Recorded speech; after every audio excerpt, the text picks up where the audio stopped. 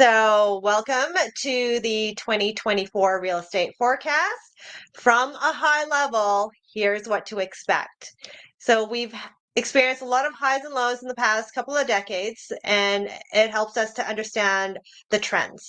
And being in the industry for 14 years, it's been a great ride and fortunate to have gone through some of those highs and lows to better be able to advise my clients.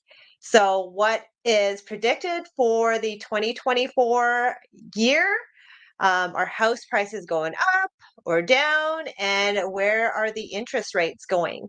And I do have some good news for you. And so, let's get started. From a high level, we need to consider some of the key factors that affect our house prices and our interest rates. So, in the Alberta Industrial Heartland, which is northeast of Edmonton, we've got a 11 billion dollar project. It's a net zero ethylene plant announced last year, and it's going to begin construction this year. Phase one will be completed in 2027, with phase two being complete in 2029. And that means thousands of jobs during construction and during the operating phase of the plant. So that means we're going to require a lot of labor, which means an influx of residents into the the Edmonton area and Fort Saskatchewan as well. So, in addition to that, that triggers our supply and demand. So our supply is still low based on the demand, with the positive net migration into Alberta. We're seeing consistently for the past 5 quarters, the demand for housing has definitely increased, and we see that in the amount of housing starts as well as the renovation requests for permits. So, what does that mean in terms of property value? The predictions from the president of the Edmonton Real Estate Board, who was pretty close in her predictions last year, is predicting about 1 to 1.2% increase in home prices across the board. So, based on last year's average, the detached homes, we ended off the year at 492,000. For semi-detached homes, we ended the year with 372,500. Row houses and townhouses were at 258,000. For apartment style condos, 190,000.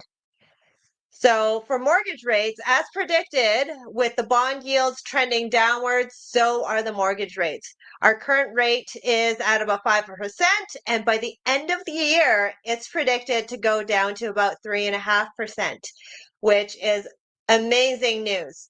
So we are looking at a decrease in the next 5 announcements. So that's really something to look forward to. So those are the 2024 forecast predictions. Now, just some fun facts for you to know.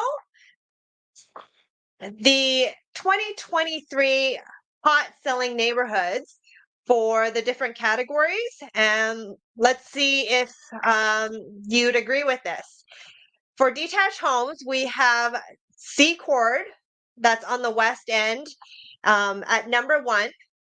Chappelle, which is kind of southwest. Summerside, which is our beach community, sitting at 127 sales. Keswick, which is just south Windermere, and then Edgemont, also in the southwest, more west.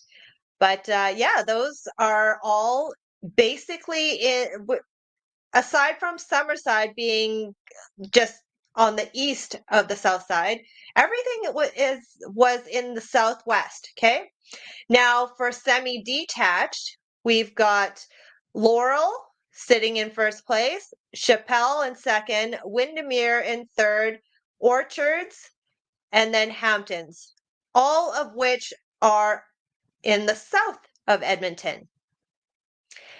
For row houses, we've got Walker, Chappelle, Summerside, Secord, and Rutherford. Also basically on the south side of Edmonton.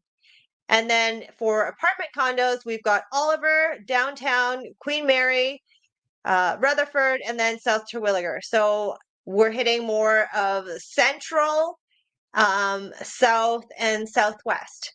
So those are your hot selling neighborhoods in Edmonton. So if you're looking to move to Edmonton, I would say those are all excellent neighborhoods. And depending on your lifestyle, where you work, where you hang out, where all the kids' extracurricular activities are, that will probably help to determine where you live. And if you have any questions about our market in the Edmonton area, feel free to ask. And for now, stay warm. All right. Have a great day. Bye-bye.